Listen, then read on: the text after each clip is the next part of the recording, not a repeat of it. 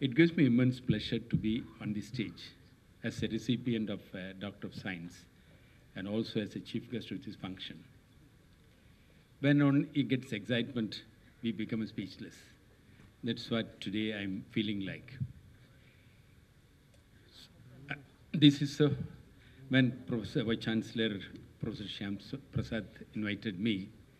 The day looking at the letter, I was so excited, and it's a great honor that you have given me.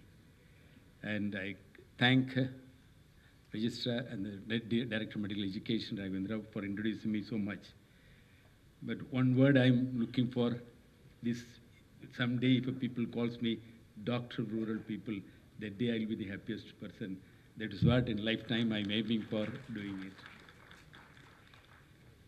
And I think a brief short notes I've been asked to talk, I will say that. This is 30th year completed in minimal invasive surgery. The lessons learned what I'm going to briefly tell you what. Now people are affected with communicable diseases. The way the virus is going, everybody last 2 years depressed, and many of them lost confidence life. After 2 years, the 2 years convocation happening today, I'm part of this convocation. I feel very happy I could see that students getting it degrees and awards. First, I'm from the heart, I congratulate all of you got the degrees today and the awards. And lifetime, it is something, it's a great, and you all have to move. Wish you all the best of every one of you. That apart from communicable diseases, still now these 2 years, which I have been, last 30 years I have been seeing it, but 2 years still gone. And non-communicable diseases equally affecting society, which still we are not looking at. That's what today I'm. And if you look at cardiovascular disease, if you look at diabetes, infertility, and liver problems, cancer, it is higher incidence going up today. And that, if you look at the number of affected people, number of deaths, is much more than the communicable diseases. So that way, one way we can prevent and communicable diseases, it is in our hand. At the same time, also, non-communicable diseases, if we don't attend it, the society is going to be affected. That's what today I wanted to say. And all these surgeries which I mentioned, non-communicable, either treated with a medicine or you have to be with surgery. And surgery, if you do like before 30, 40 years, before if you do it by open method, how much complication, how long they have to be in the hospital, how many people could get back to routine work, very difficult. Now, if you do open, the complication will be very higher because immune status of the people is low. That way, last 30 years, which I am struggling for minimal invasive surgery, whether laparoscopic, robotic, today it is truly relevant for the society. That's why today when you conferred Doctor of Science, I am truly thankful to Dr. India University and all of you for this great honor you've given to me. Laparoscopy is superior to open, less complications and painless and short hospital stay. Bloodless surgery. If you give blood, how much immunity will go down? And if you read, it will become frightening. So that way, bloodless surgery is important. Not only that, offers you and early recovery, you can get back to routine work. So that is something is very relevant for our community where they're farmers. And cancer today, most of the cancer people who say they have half dead even before treatment because they fear of going to be short-lived. But again, cancer, which was complicated more, now we are able to treat like any other disease. It is curable in early stage, preventable if you die properly, check up. Even now we have a system by doing a minimally you can eradicate, and there the technology is very helpful. And you can identify, you can do magnification, do clear exactly. So surgery has become, if any cancer today the world has witnessed, minimal invasive, the laparoscopic robotic way to treat. And I was in 2016 Madrid, Spain. That souvenir, when I saw Suzuta photograph on the front page, I was so excited. No? Everybody looks at me as an Indian. Why no? Suzuta, the world recognized first surgeon, whom he considers a father of surgery, was an Indian. He is from Varanasi. Similarly, not only surgery, medicine also we've excelled those days. And if you look at ancient Indian history, again, many feel Indians were the pioneers. But today, if you ask, are we pioneers and like other countries looking at India? I'm sure we are not. But we have the potentials. Why it has went on? Because of the invaders made and lost our confidence, and we don't know our own potential. If Vivekananda's words say, everyone should have faith in his own strength, it is everybody has got the strength, unless because it is lost faith, they are not. And see, small example I say, every one of you can excel. I don't know how many of you know my history. And every one of you got a graduation today with awards. That age, I have not even completed my school education. Because of poverty, we have to move to Malaysia. My parents were laborers, and I could not continue school education. I have to discontinue work as a day laborer in Malaysia for many years. At the age 16, returned back to India, and because of my determination to pursue education, I continued. I could finish SSLC at the age of 21, pre-university goes 22nd, and many of you people would have been graduated by that time. But my family was financially very poor, no political influence. Still, my mother lives in the same hut where I born. But I wanted to become, my ambition was become a doctor. But that background, how, I don't know, but my determination was through. And fortunately, why no? There is again a reason for that. I lost my younger sister with pneumonia, and also my finger fracture. It is no medical treatment available, so I have to go native treatment. The deformed finger every day reminds me where I'm from and what happened, the incidents. Still, every surgery before it reminds me. So that's why, and look at, when I became a doctor, I want to do something. And when I was doing Madurai postgraduate, I saw cancer patients, particularly esophageal cancer, going untreated. Even you get treated, many died. Even I escaped, they came with early recurrence. That day I decided, this cancer, something we have to do, and this unfortunately became an interest in a specialization in gastroenterology. That was the reason. And when you look at farmers, and today they have to, day to day, they work for their living. If otherwise, it's not possible. And that's why everybody look at me, how this guy, why so much interested in popularizing minimal exercise? A simple reason is I am a farmer, I have to do something for my own farm community. That's why the minimal exercise, I thought laparoscopy surgery will make them and give them that early recovery, can go to field to work. That intention I took it. I'm working for the farmers and the rural people. Today, partly I'm successful, still I have to go more through. And when you look at rural surgery, three things we have to look at. It should be safe. That means we have to work. Initial laparoscopy came, general surgeon was struggling to do. Then I have to make a technique simpler to make them to do it, which I was doing all these years. Second thing, it should be available in rural. Most of surgeries, even today, look at, it is not happening in urban areas. It is happening rural, maximum surgery. That rurals, that means if you teach them, that is better. So I went to nook and corner of training them. Now today, even taluk level, go surgeon says, I'm doing laparoscopy, I'm doing better. So that, could see the difference, and now that was I feel very happy. If you give these doctor science, I consider that part for recognizing that. And second time, I was honored second time National BC Award. That was as eminent medical person. And this is the highest honor for a medical person when given. That was developing a minimal exercise surgery for the rural. That's what I consider and going through. And it is all, if you decide determination, we can do it. When the people world looking at advanced laparoscopy surgery want to practice, they did not know how to use regular, so they developed skin needle struggling. When I showed my techniques, videos in Luxembourg 95, the whole surgeons were looking at me, something is oh, Indian, why no? I showed them the videos, how the conventional needles sutures can be used in laparoscopy surgery. That day, the whole, that conference, they made it Indian way to do advanced laparoscopy suture. That is a revolution started in 95, and that is simpler technique, but we taught the world. And subsequently, look at, I saw in Philadelphia, America, Americans said, laparoscopy is not good for pancreatic cancer and no benefit. I stopped doing. That stimulated me, came to India. I did the world first Whipple at Coimbatore, and that was today world over they practice cancer surgeries. Pancreatic cancer today everywhere.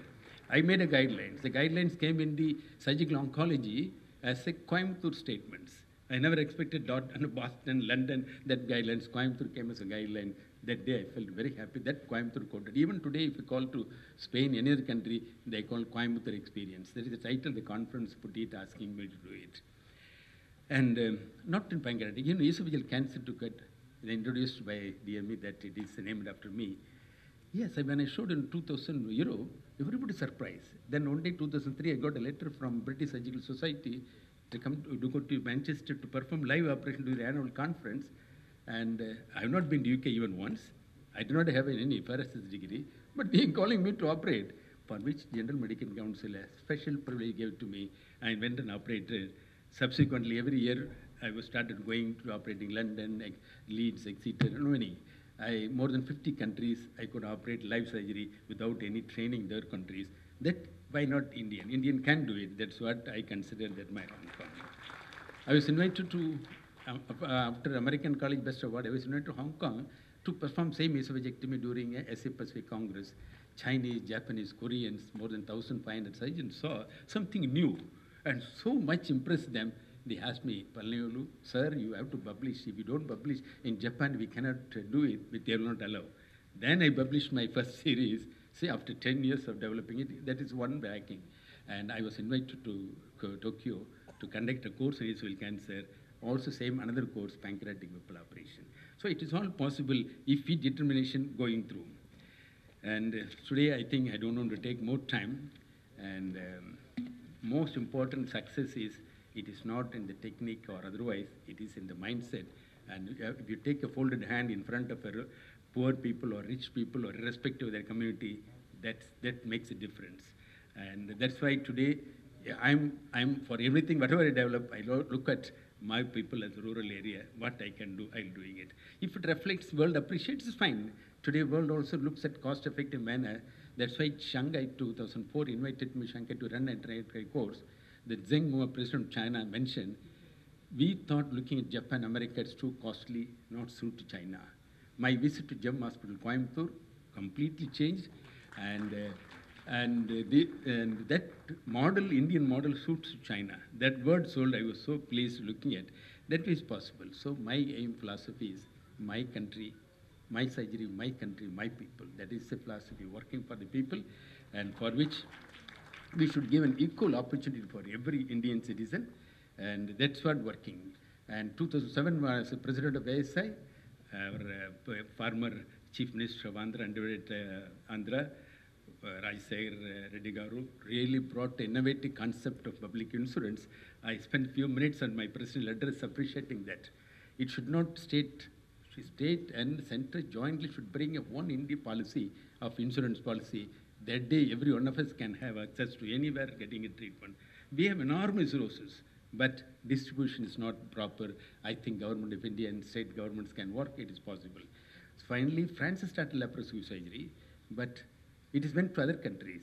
Now, because we made it innovation, many techniques, and made it safe, different way, the world turns to us as recognizing Indian techniques as the best way to do. That's why you young guys, and you have a talents, you're all meritorious students, you have got strong backup by your parents, by the government, and enormous money available for education, you can do research. Did not have money, but I could do PhD program in my own hospital. Many candidates come with a PhD. When I was given a doctorate in UK, I did not feel happy that day. But today I feel doubly happy that today I'm receiving the honor from NTR Medical University. It is the first health university affiliated to government. Then only came MGR Medical University at Chennai. So that way, and the young brains of the millennium, and go anywhere in the world, struggle any way possible, learn the best, come and do, look at the Indian people, your own, where you to serve. Money cannot give happiness, but serving people happiness. See, my co-awardee today, Nageswari, you look at how much, all the letters we put at number of degrees, world recognizing him. We both of us, same age group, grown together, same specialty, but different field. We took it endoscope, I took it laparoscope. Today, we are both of us feel very happy that we became the people this. So today, and congratulate university, choosing two guys in same field and same time honoring, I feel honored as elevated like with my friend and beloved Nageswari. That is a greatness today. I wish you all the best. Thank you very much. And I take the opportunity. Thank you very much. Well, I'm extremely grateful to His Excellency the Chancellor and the Vice Chancellor for giving me this honorary doctorate. I am extremely thankful for several reasons. First of all, for this getting it along with Dr. Palanivelu, a close friend of mine who has had phenomenal success in developing laparoscopic surgery in India, who's been a role model for many, many surgeons, who's been the president of ASI at Extremely Young Age, and came from very humble beginning to become the top laparoscopic surgeon in the world. So this is a big honor for me. The second reason I'm honored, of course, is that I'm from Andhra Pradesh, and to receive this from NTR University, of course, is an honor. But thirdly, more importantly, 20 years ago, my father received the same award, Dr. Bhaskar Reddy. So I probably is the first time that father and son have received the honorary DSc from this university. So I'm extremely grateful to the university for this. What I'll do over the next few minutes is to tell those doctors who have passed out recently how to be a successful doctor in about 10 minutes. The 10 commandments, I call them. In fact, what do you mean by success? And Palanivelu has told you earlier, the success is not money, power, or popularity. Success is being happy with what you are doing in your profession, and that is a success. So I think for all of you to be successful, you require to listen to these 10 commandments. The first commandment is humility. I think this is extremely important. What happens is after you pass your degree, you have been now practicing for 2 or 3 years. Some of you have also done your super specialty. You tend to think that you're knowledgeable. You think you know everything about medicine. A certain amount of arrogance comes in. And this happened to me also. After I did my DM in gastroenterology at Chandigarh, I came back, I thought I knew everything about gastroenterology. Only through the last 30 years of practice, I realized that I know only 1% of what is there and that there is 99% to learn. This humility is extremely important, especially in recent years. We have learned this from what happened with COVID. Without COVID, nothing will happen. But last 2 years, even the advanced scientific research, we have not been able to conquer COVID completely. We're still struggling with vaccinations, struggling with how to isolate patients and so on. So this shows that medicine is still not a perfect science, that we still have a long way to go, that individual doctors like us have to have the humility to keep on learning. The second important, I think this is very clearly shown by the saying that a wise man knows he's a fool, but the fool always thinks he is wise. The second important commandment is honesty. I think it's very important for us to be honest to each other, to honest to the patient, honest to our institution and so on. 30 years back when I was practicing, patients used to come and wait for me for hours together saying we trust this doctor. This has changed. The practice of medicine has changed. Nowadays, the patient takes an appointment. Within 10 minutes, he has to be seen. If he's not seen, he goes off to another doctor or he shouts at the staff. So the whole pattern of medical practice has changed and the trust in the doctor has changed. We have to get back that trust. And you can get back that trust in the society, in your institution, only by being a very honest doctor and not doing things that is without the scope of the Hippocrates Oath. The third thing is hard work. And I think this is for any specialty anywhere in the world. You can be brilliant, you may succeed in life, but even for brilliant people, even for average people, it's hard work that actually causes all the success. In fact, there's this very famous book by Malcolm Gladwell, An Outlier it's called, where he tells clearly that all over the world, scientific facts have shown that you have to work at least 10,000 hours in a particular area to become successful. If today Dr. Palanivelu is the world's leading laparoscopic surgeon, it's not because, of course, he's extremely talented, but also because he's worked extremely hard, 20 hours a day for 20 or 30 years to gain this knowledge, to gain this expertise. In this way, you have to be, in fact, work in a smart way. Smart meaning specific, measurable, achievable, and of course time-bound and reasonable. These are all the things that have to be done to achieve. The fourth important thing is compassion and empathy. I think if you look at the most important attribute that a doctor should have, I think is to me empathy. Empathy is not sympathy with the patient, but empathy is to get into the patient's shoes, to get into the relatives' shoes and see how they look at it. Many patients come to us with a full trust. We have to take this and empathize with the patient and see what he looks at and what he wants. And this is very important.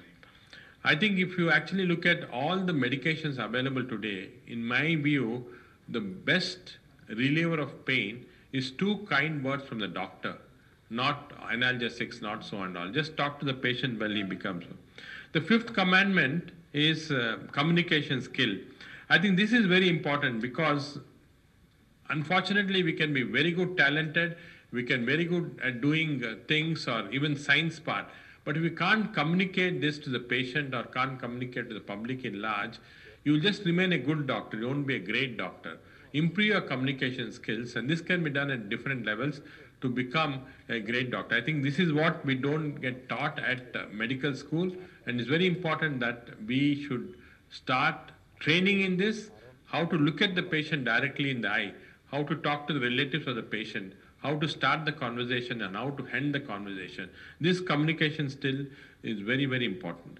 The sixth commandment is constant learning. I think this is very important. I was recently in Milan, where I saw a statue, an unfinished statue of Michelangelo. Michelangelo is the world's greatest sculptor. The last statue that he was doing, below the statue is written, "I'm still learning." And he was 88 years of age. He had not finished the statue. He wrote there in Italian, "I'm still learning." If such a great man at 88 is still learning, we're all still learning. As doctors, there's a constant change in knowledge that's occurring. This change in knowledge means that we have to constantly keep up to date, keep reading. You may have passed, you are very successful students, but to become successful doctors, you have to continue to update yourself, and this is very important. The seventh commandment is respect your teachers and parents. This is very important. I think what happens is when we pass, we forget our teachers and of course the sacrifices that our parents made. It's often said that behind every young child who believes in himself is a parent who believed first. Our parents believed in us. And again, like Palnivelu said, his mother believed in him and said, you go and do medicine, supported. That's very important. Teachers also, I think in the ancient India, we used to have this system of gurukuls and so on. Unfortunately, this is gone. It's very important. I still remember that when I go back to my old college at Kannur Medical College, some of the old teachers still remember everything, more than what we remember. It's often said that a mediocre teacher tells, a good teacher explains, the superior teacher demonstrates, and the great teacher inspires. I've been fortunate in my life to have many great teachers. I'm sure all of you have had some great teachers like this. Kindly follow them, get inspired them, and also keep respecting them. Remember them on the New Year day or a birthday and so on. When you come back to your place, when you come back to your institution where you train, go and visit them. This is extremely important. The eighth commandment is respect for colleagues, and this is again important in medicine because we often tend to forget. There are few professions where the colleagues criticize each other. Medicine is one of them. You find it very rarely in other professions. You don't find it with actors or journalists and so on. But unfortunately, doctors often criticize each other very often, and especially if you have a competitor, you do that. This is absolutely wrong. And this is something I strongly advocate for all of you who are getting into practice. Kindly don't comment on your colleague. Sometimes your colleague may not be doing the right type of medications and so on. It has to be corrected very gently. We should respect these colleagues and also respect our paramedical staff, including nurses. This is very important. There's been a very good study in US which showed that every July in the United States hospital, the mortality rate increases in the hospitals. They did a study to find out why, and they found that every July the nurses change. A new batch of nurses come to the hospital, and this is increase. That's the importance of nursing. So we have to respect them. Unfortunately, again, they are looked at with disdain. They're sometimes shouted at. But unless we have respect to our colleagues, including our nursing staff and so on, we won't succeed. The ninth important thing I'd like to tell you is how to deal with learn how to deal with complications. Complications are bound to occur. Medicine is still an imperfect science. Very often we practice with the intuition. Sometimes we have science behind this. There's a gap between what we know and what we do. And this gap complicates everything. And what happens then is that complications will occur. It is very important that everybody in this profession is going to have a complication. At that point of time, you must know how to communicate with your the relatives of the patient, with the patient, and so on. It becomes a very responsibility at this stage. And I think I'd like to again quote and say that medicine is not now and has never been an exact science. Despite the exercise of greatest skills, things can go wrong. Even for the greatest doctors, things can go wrong. And it's very important that we should focus and do what is how to deal with these complications. All of you, as young doctors, as you grow up, kindly learn this skill, because this becomes the most important skill.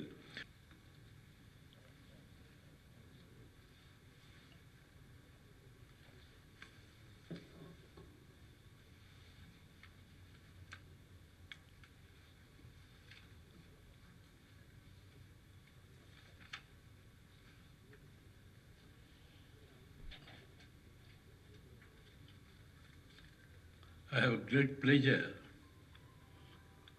in inviting today's chief guest, renowned Lakro sportive surgeon, and Dr. B.C. Rai Ayodi, Dr. C. Palanibelu, Chairman, GM Hospital and Research Center, and renowned gastroenterologist Dr. B.C. Rai Ayodi, Padma Bhushan, Dr. D. Nageswar Reddy, Chairman, Asian Institute of Gastrology, Hyderabad, Dr. P. Samprasad, Vice Chancellor, members of the Executive Council, members of the faculty, administrative staff, donors, and guests, recipients of degrees and gold medals in the today's convocation, proud friends, members of the media, ladies and gentlemen, my warm greetings to you all. It gives me immense pleasure to be part of the 22nd and 23rd convocation of Dr. NTR University of Health Sciences in the capacity of a Chancellor of this esteemed institution. The vision of this institution is to bring health-related disciplines under an umbrella to impart quality education, research, and training for technical, competent, globally competitive, and socially relevant professionals with ethical value systems. And the mission is to create passion for compassion in education and training to a diverse body of students in a dynamic and collaborative environment. I'm glad to know that this institution is striving relentlessly to realize its vision and mission statements for the past 3.5 decades and moving in the right direction. On the auspicious occasion of today's convocation, I would like to congratulate all the graduate students, their parents, faculty members, and administrative staff. You have certainly demonstrated the commitment, creativity, and talent needed to succeed in your chosen career. I sincerely hope that after the recognition of your academic fit, your hard-earned knowledge enables you to lead the life in the best possible manner and to serve the society by providing comprehensive health care. As all of you are aware, education plays a vital role in the development of any nation. It constitutes the backbone of a country as it produces the human force which plays the most determining role in the advancement of a nation and in the progress of civilization. The development of any country depends mostly upon its growth of education. Progress of any country is possible only when its citizens are dynamic, resourceful, entrepreneurial, and responsible. Therefore, higher education is considered as an important instrument for bringing about social, economic, political, and technological progress of any country, particularly for a development country like India. The scope and demand for higher education is increasing day by day, but the most important mission of higher education is the creation of intellects by providing world-class education for promotion of global standards in the institutions of the higher education. The most important factor that should be taken care of is to provide higher education without compromising on the quality of education. The outbreak of COVID-19 pandemic has taught us that change is inevitable and the opportunities created will lead towards better tomorrow. It has worked as a catalyst for educational institutions to grow and opt for online platforms with the digital technologies which have not been used before. The education sector has been fighting to survive the crisis with a different approach in facing the challenges posed by the pandemic. The main thrust is on ethics and attitudes. The university is offering undergraduate, postgraduate, and super specialty courses in allopathic medicines,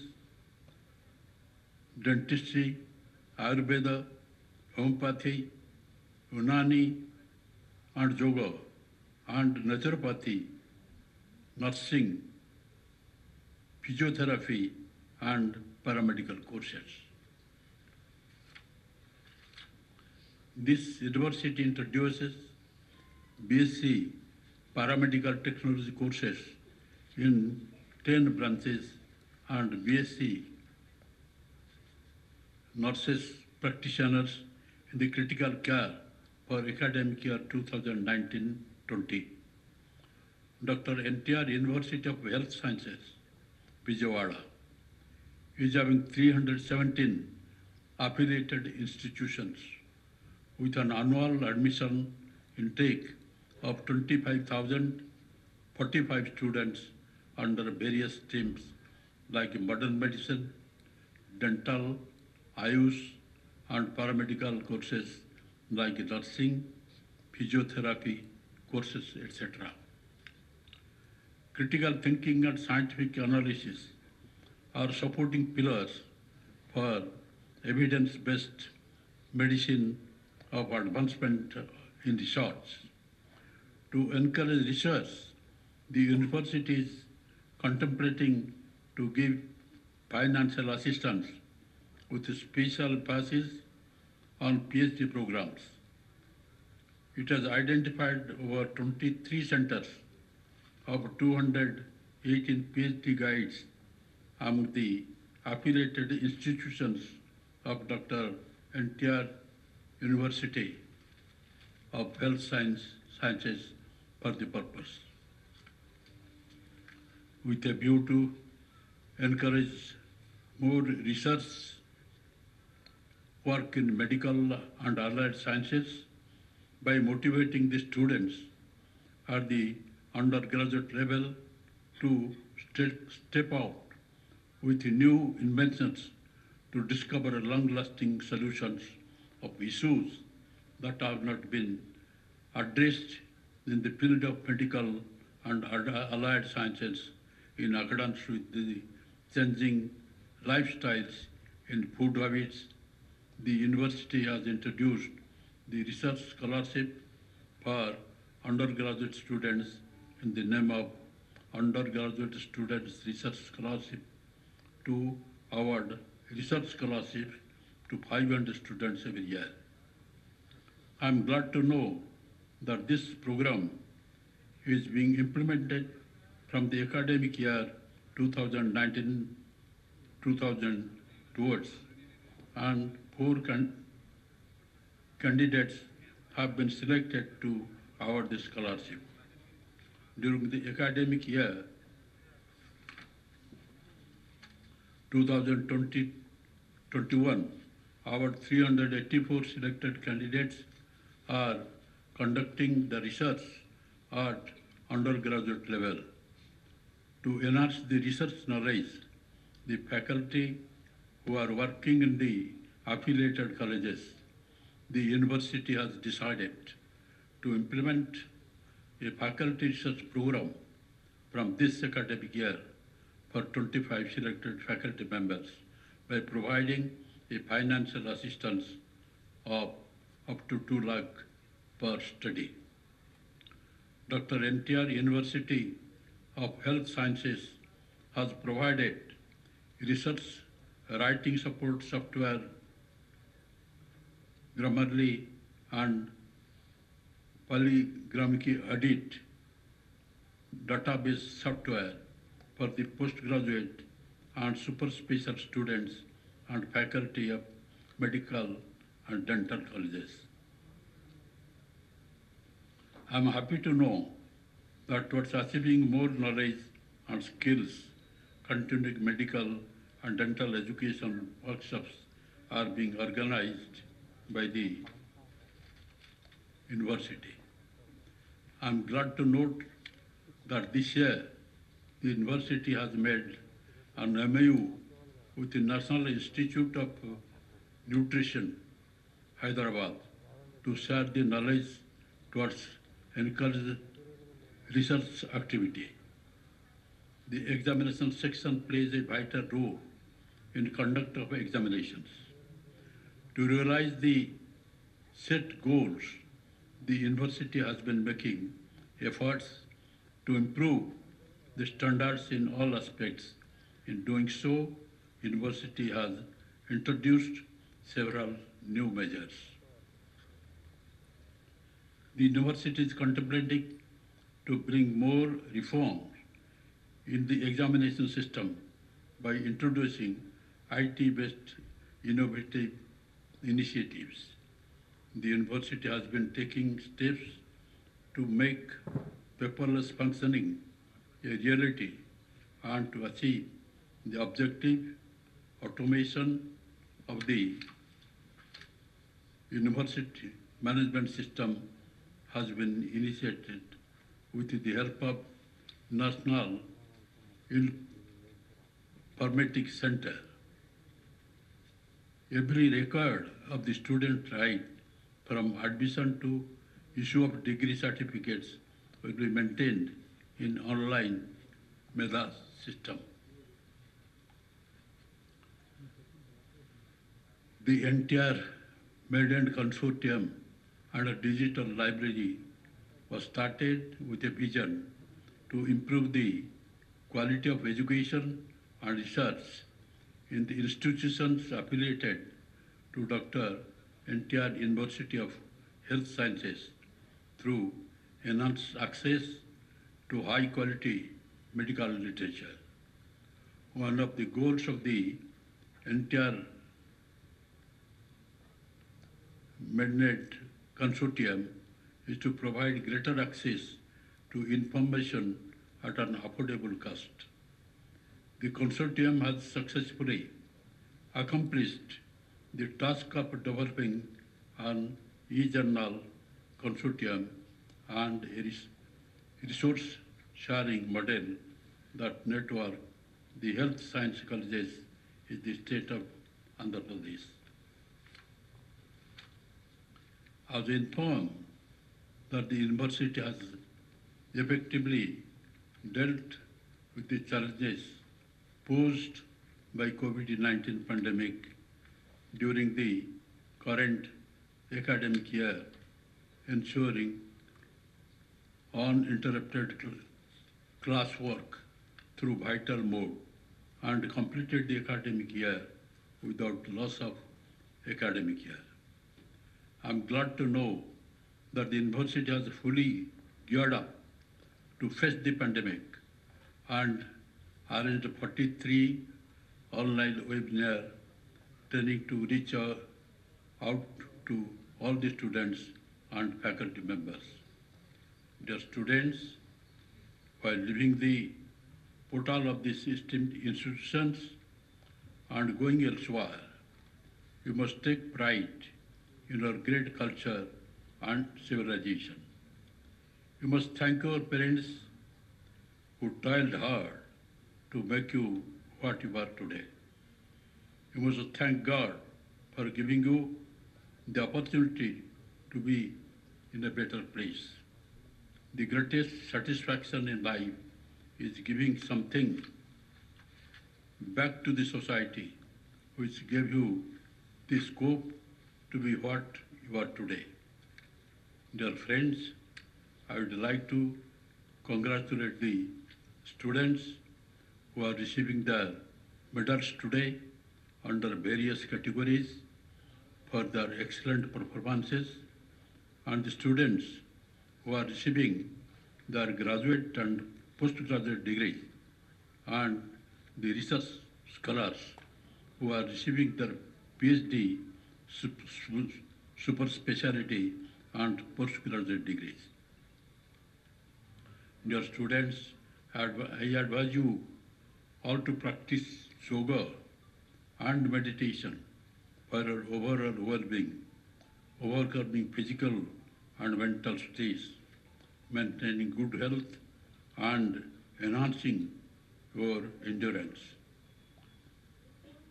Connect yourself with yourself first, then with the society, and then deliver what best you can. Choose a field which suits you and gives you satisfaction.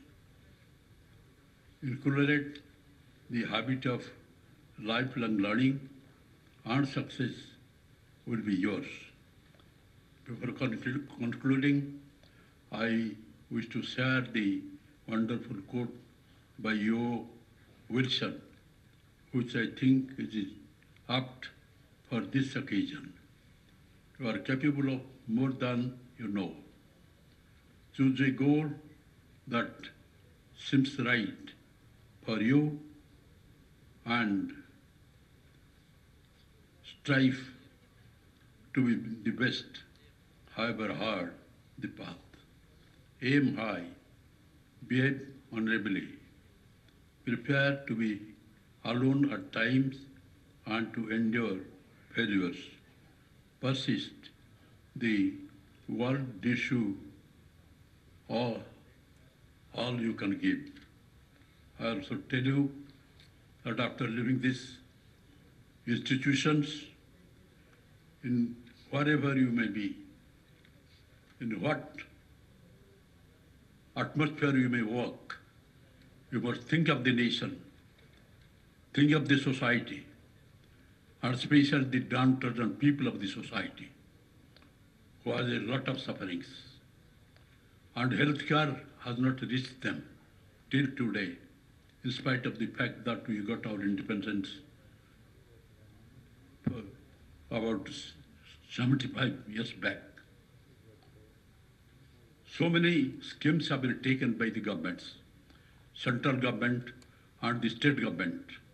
But still then, these poor, downtrodden people, neglected people, who are not able to arrange a square meal a day for them, they are suffering. And you doctors, you have a great role for them. Be sympathetic for them. And in the cases, just while discussing with them, try to know their condition. Try to know their financial condition. And there are also cases that they are even not able to come to the hospitals Therefore, it is a great responsibility with you. And apart from that, the significant work the entire doctor community and all the staffs associated with it have done during the pandemic, this COVID-19 pandemic is significant, for which not only myself, the entire country, the Prime Minister, everybody has praised them and said that you are the frontline warriors of the country. And unless you would have waged such a war, it was not possible to fight out COVID. We successfully fought COVID first wave. Then when the second wave came, we did not know that it will pose such a great menace to the entire society. It became so grave and it became so dangerous and it took so many lives which you cannot imagine. And thereafter we were thinking there will be no third wave. Now third wave has also come. And at this point of time, it is also your duty to come forward with all courage and all dedication to serve the society, serve the people, and especially the people who are neglected and who have no means to come to the hospitals. And with this, I conclude my speech. Thank you all. Vande Bharat Mata.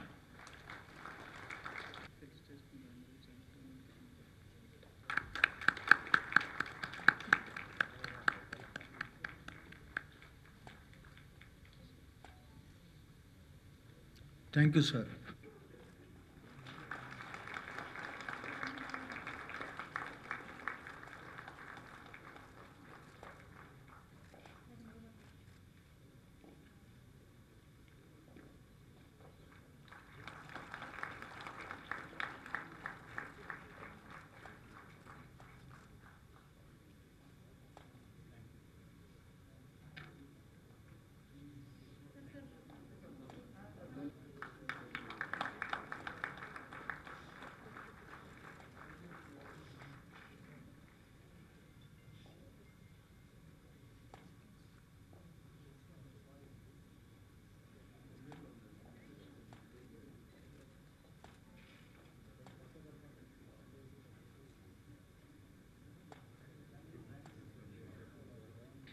Dr. Satrupa Das from Specialty of Genetics.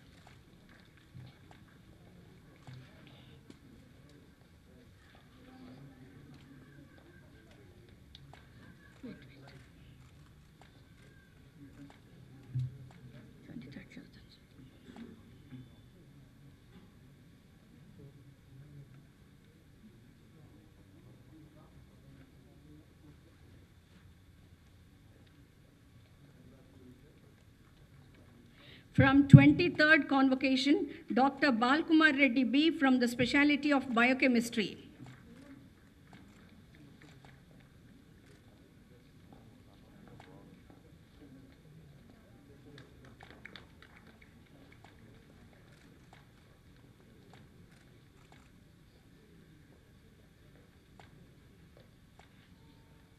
Dr. Sharmila Banu P. from the Specialty.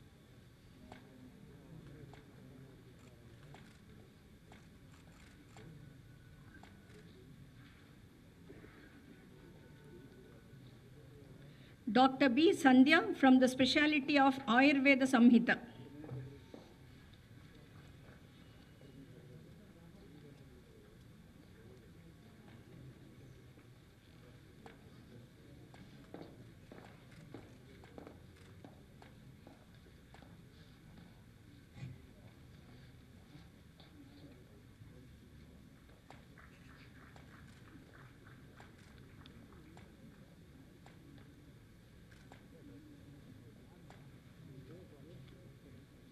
Professor M.R.C. Naidu Gold Medal, and V.S. Ramavatar Engineer Medal is Best Outgoing Student in MCH among the students of OMC Hyderabad and GMC Secunderabad.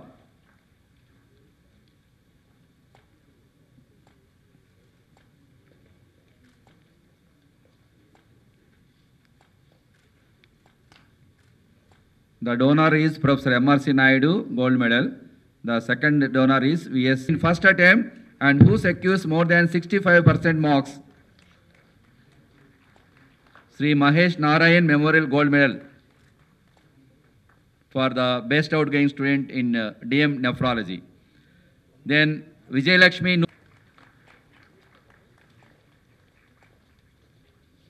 Sri Anmol Sheshagiri Rao Memorial Gold Medal for the highest marks in DM Cardiology. Next is Sahitya L.